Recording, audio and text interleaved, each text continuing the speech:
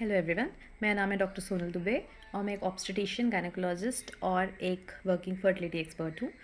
आज हम उस विषय पे बात करना चाहते हैं जो कहलाता है ओपीयू यानी oocyte पिकअप। ये वो प्रक्रिया है जो हम आईवीएफ में करते हैं for retrieval of your oocyte once your oocyte becomes mature. Alright, तो oocyte पिकअप के पहले जो प्रोसेस होती है oocyte बनाने की, वो कहलाता है स्टिमुलेशन। तो स्टिमुलेशन के ऊपर मैं एक सेपरेट वीडियो बना के जल्दी ही पोस्ट करूँगी। इस पर्टिकुलर वीडियो का इंटेंशन है आपको ओपीयू के बारे में थोड़ा सा अवेयर करना। तो ओपीयू इज़ अ सर्जिकल टेक्निक, लेकिन उसमें कुछ काट छाट नहीं होती है। इसमें हम ट्रांसविजाइनल रूट से एक गाइड अटैच करके एक लॉन्ग पतली निडल आपकी विजाइना के थ्रू इंसर्ट करते हैं और जो ओवरी रहती है उसमें से हम oocyte को रिट्रीव कर लेते हैं। सो बेसिकली oocyte पिकअप के अगर हम स्टेप्स देखते हैं तो 2-3 स्टेप्स हैं। First is anaesthesia. तो डेफिनेटली ये क्वेरी रहती है पेशेंट्स के मन में कि what kind of anaesthesia are we going to experience during OPU. So basically OPU is a very short procedure, day care procedure की तरह होता है। आप हॉस्पिटल में आपका total stay somewhere 4 to 6 hours का रहता है and then on the same day you can get discharge. ये जनरल एनेस्थीसिया में होता है जो कि टीवा कहलाता है टेक्निकली। इसमें आपको कंबाइंड ड्रग दी जाती है, कुछ ड्रग इनहेलेशन के थ्रू मतलब एक मास्क की तरह दी जाती है, प्लस कुछ ड्रग्स आपको वीनस रूट के थ्रू दी जाती है। उसके बाद आप कंप्लीटली अनकॉन्शियस हो जाते हैं, आपको कुछ पेन का कुछ भी सेंसेशंस का पता नहीं चलता है and the procedure goes on smoothly. Quickly, let's jump to the procedure itself. So this is how we start the procedure. You can very well appreciate the needle. आप needle देख सकते हैं। डॉपलर यानी कलर डॉपलर डाला जाता है so that we avoid the major vessels. अब आप देखेंगे धीरे धीरे आप needle को थोड़ा सा एडवांस करते हैं, हर फॉलिकल में स्क्रूइंग मूवमेंट के साथ एंटर करते हैं। ये सक्शन से अटैच रहता है और सारा का सारा फ्लूइड जो है सक्शन उसको सक कर देता है from one follicle to another to another. Now can you appreciate the big vessel जो कि बाहर दिख रही है? इसको आप ध्यान में रखेंगे, will discuss about it later on. So next follicle and again, तो ये क्योंकि 3D स्ट्रक्चर होता है ना ओवरी, तो हर एक प्लेन में जो जो फॉलिकल विजन में आते जाते हैं we try to take it one by one.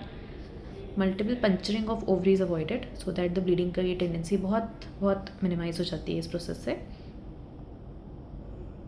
The next follicle and the next follicle.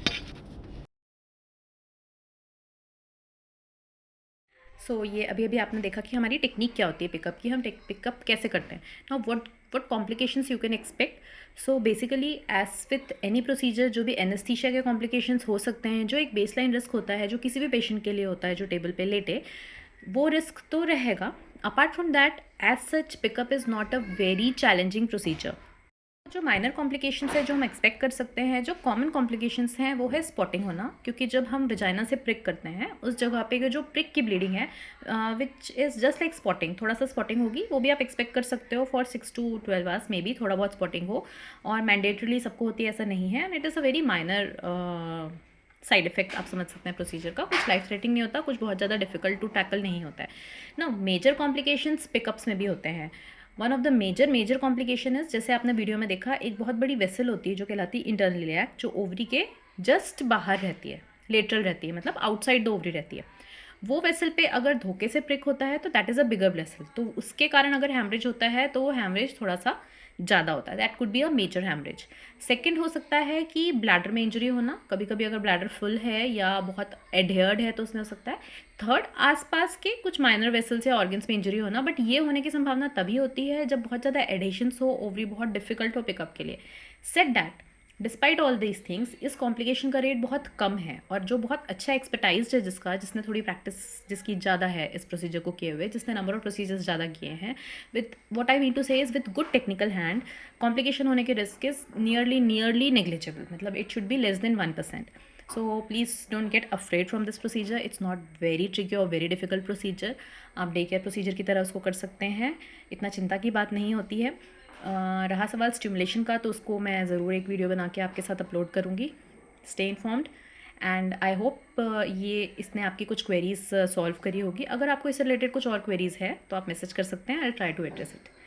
So thank you, keep watching for getting more updated videos. See you, bye.